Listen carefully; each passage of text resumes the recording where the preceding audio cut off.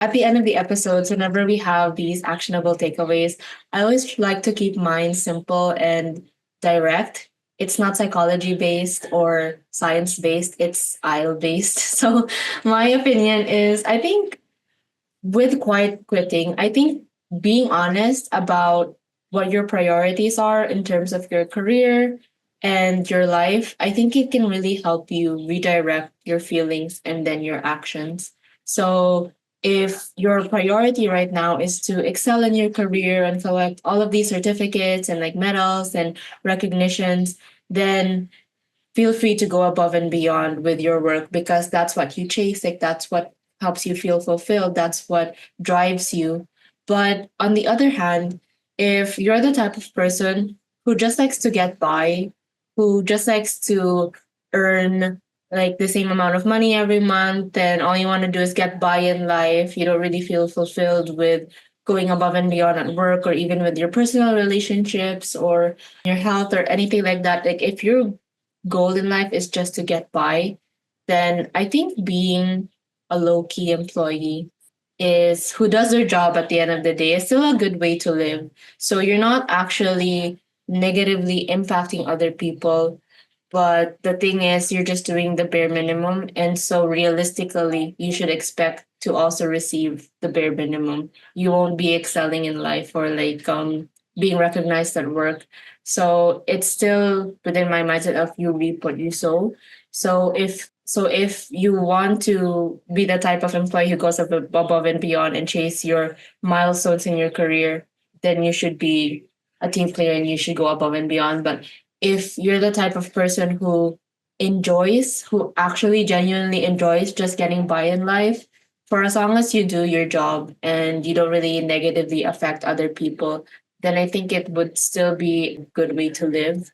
It's just that you wouldn't be expecting all of these milestones just because you're aware within yourself that you're just doing the bare minimum, you're just getting by. And so I think at the end of the day, it's all about mindset and priorities. So I think if you're clear on what your priorities are, then that should be something that you should act upon. And so yeah, I don't think quiet quitting is bad. I also don't think it's good. I think it depends on you as a person and your situation. So those are my takeaways. Yeah. How about you, Kayla? All right. So I guess after this, like after having this discussion with you guys, I'd like to like put quiet quitting as something that, someone does to actively disengage with the team. Because, it's also different when you're disengaged because it might be, you're burnt out, but quiet quitting might also be that. But I feel like quiet quitting is something when you do, when you do things in the company that like you deliberately compromise the performance of the team. So for me, that's like quiet quitting because I also don't want to conflate that with you just doing the bare minimum. Because then again, like doing the bare minimum is not exactly a bad thing. Because come on, like you're doing your work. No one can complain about that, right? Not even your boss. If you're doing your work, then good job. I think when you're doing something or when you're not doing something, that's like negatively affecting the team, then I think that's when you can like compartmentalize it as a quiet quitting. Yeah, so I guess my main takeaway really is that quiet quitting is being actively disengaged with the team. And it might be when you feel like you're quiet quitting or when someone asks you if you're quiet quitting, then maybe it's a sign for you to check in on yourself. Are you still okay? Maybe you're feeling burned out, stressed, emotionally exhausted, and experiencing like depersonalization, And we don't want things to lead up to that because at the end of the day, we also don't want, employees to burn out and feel mentally like emotionally exhausted. Yeah, so that's my main takeaway for today. I'm excited for whatever Ben will be giving for today because I remember last week he gave us an acronym. So I wonder what it will be this week.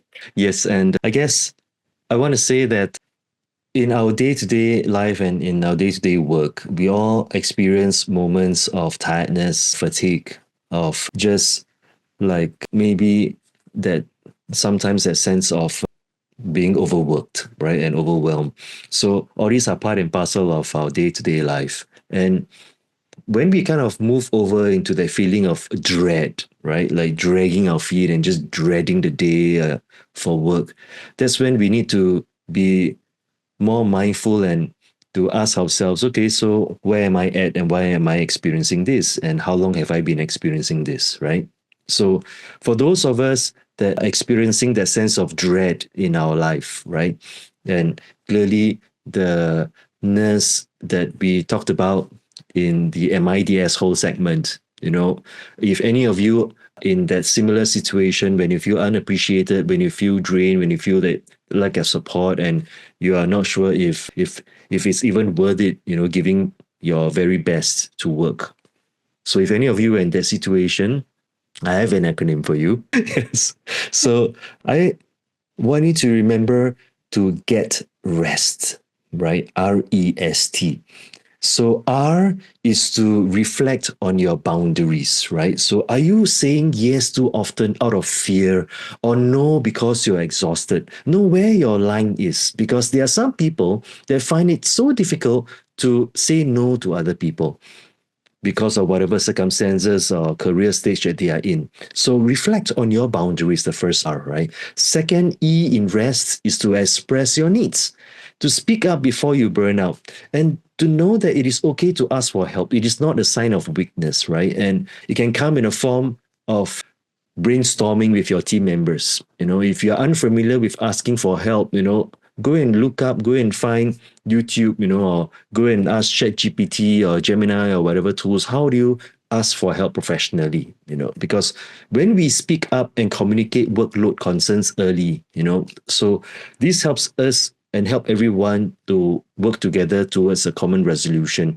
In the unfortunate event that after expressing your needs and communicating to your work colleagues and they still do not provide support, or even worse, they judge you and they belittle you, then it is for your own personal reflection about whether that environment, that culture, that workplace is one that you want to continue and to invest time and energy in or not, right? So E, express your needs.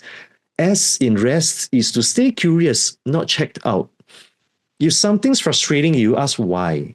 Because curiosity keeps us proactive, right? Not passive. And if we can be curious about why is that person doing this, if we can be curious about why is there two nurses not helping me or pretending not to see me or ignoring me, why, and then be curious and to approach it from curiosity instead of judgment, instead of condemnation, then this becomes the basis for conversations to happen, right? So to stay curious and not checked out. And finally, T in rest is to take recovery seriously.